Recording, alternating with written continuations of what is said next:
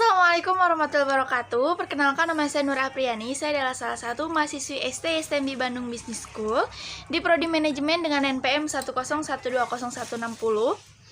Teman-teman, jadi di video kali ini saya akan meresum materi mata kuliah Pendidikan Agama Islam dari pertemuan ke-1, pertemuan pertama di semester 2 sampai pertemuan kelima, yaitu mencangkup mengenai Ma'rifatur Rasul atau pengenalan Rasul dari bagian 1 sampai bagian 4.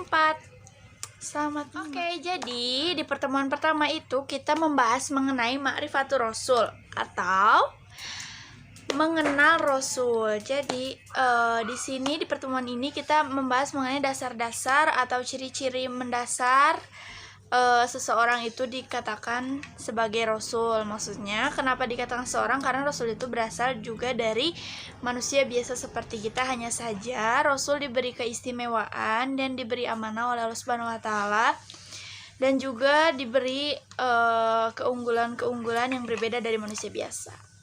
Oke, next kita membahas pertemuan yang kedua, yaitu kita membahas mengenai hajatul insan ila Rasul atau kebutuhan manusia terhadap Rasul.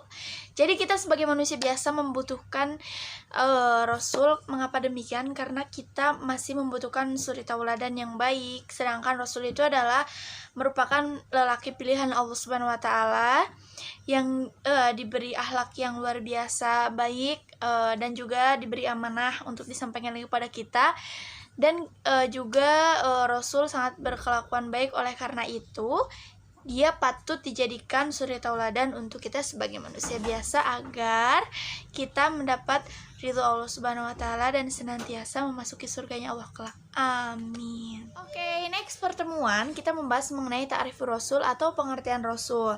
Aku sih yakin bahwa kalian pasti tahulah Rasul itu apa, pengertian Rasul itu seperti apa, karena dalam jenjang sekolah kita dari mulai SD, SMP sampai SMA kita pasti ada mata pelajaran pendidikan agama, dan di dalam mata pelajaran tersebut tidak luput membahas mengenai Rasul dan juga yang lainnya.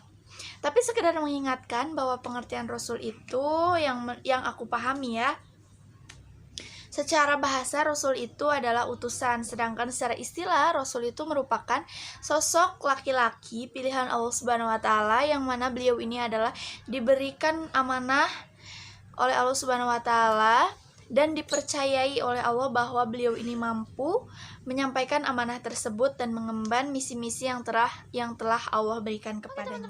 Next pertemuan kita membahas mengenai makanatur Rasul. Apakah makanatur Rasul itu? Makanatur Rasul atau kedudukan Rasul. Jadi kedudukan Rasul itu adalah sebagai suri tauladan yang baik buat kita. Rasul itu diturunkan oleh Allah Subhanahu wa Ta'ala sebagai penyempurna akhlak manusia. Jadi di antara manusia-manusia lain, Rasul adalah manusia yang paling berakhlak sempurna. Jadi baiknya sempurna, dan juga beliau juga berkomitmen dalam kebaikan, dan beliau juga terpelihara dari dosa dan kesalahan gitu. Next, kedudukan Rasul yang pertama yaitu sebagai hamba di antara hamba Allah Subhanahu wa Ta'ala. Seperti kita, Rasul juga itu sebagai insan atau manusia. Rasul juga mempunyai nasab. Nasab itu apa? Nasab itu keturunan. Dan juga Rasul mempunyai fisik atau jims. Rasul juga mempunyai sirah nabawiyah atau sejarah kenabiannya. Kemudian Rasul juga yang kedua adalah as-sunnah atau sunnah. Rasul dikatakan sebagai fiqhul ahkam. Fiqhul ahkam itu apa? Sumber hukum. Maksudnya sumber hukum yaitu kita meneladani kisah-kisah Rasul dan kita menirunya dari mulai sumber hukum atau kebiasaan itu sunnah, dan ketika kita mengerjakannya maka kita akan mendapat pahala, dan jika tidak juga tidak apa-apa, tapi lebih baik kita mengerjakannya. Next, Rasul juga dikatakan sebagai Rasul di antara Rasul. Subhanallah ya. Jadi beliau adalah tabligh risalah atau penyampai risalah. Beliau adalah juga abdul amanah atau menunaikan amanah. Jadi beliau sangat sangat amanah dalam menyampaikan wahyu dari Allah Subhanahu wa taala, yang dimana wahyu itu memang harus disampaikan kepada umatnya, dan beliau sangat amanah dalam menyampaikannya, tidak ditambahkan maupun dilebihkan.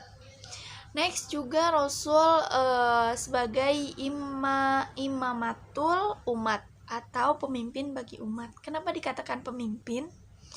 Karena Rasul adalah mempunyai jiwa yang pemberani, pastinya jujur, juga cerdas. Pokoknya semua yang dilakukan Rasulullah SAW itu adalah kebaikan. Oleh karena itu beliau dikatakan sebagai pemimpin umat. Next, Rasul juga mempunyai dakwah nabawiyah atau dakwah kenabiannya. Jadi dakwah itu penyampaian atau ajakan untuk ke arah kebaikan. Jadi Rasulullah SAW juga menempuh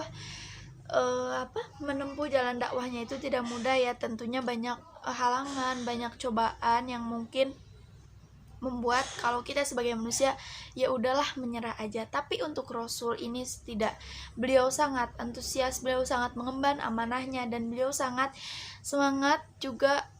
Beliau bertanggung jawab atas amanah yang Allah berikan kepada beliau. Oke teman-teman, jadi mungkin cukup sekian ya yang dapat saya sampaikan dari rangkuman pertemuan 1 sampai pertemuan 6 atau kurang lebihnya dari rangkuman pertemuan materi-materi yang sudah disampaikan oleh ibu bapak dosen dari awal semester 2 sampai pertengahan UTS ini. Berikut yang dapat saya sampaikan. Mohon maaf bila banyak tutur kata yang kurang berkenan atau mungkin pastinya penyampaian saya kurang tepat. Salahnya ada di saya dan kebenaran hanya milik Allah Subhanahu wa taala. Terima kasih, semoga bermanfaat. Wabillahi taufiq wal hidayah. Wassalamualaikum warahmatullahi wabarakatuh.